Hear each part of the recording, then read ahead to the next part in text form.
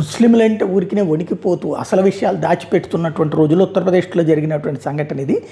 ఉత్తరప్రదేశ్లోని ఎటా జిల్లా జలేసర్ పట్టణంలో సునీల్ ఉపాధ్యాయ అనే వ్యక్తి తన సొంత భూమిలో ఇల్లు కట్టుకుంటున్నాడు. అది దగ్గరలో దర్గా ఉంది.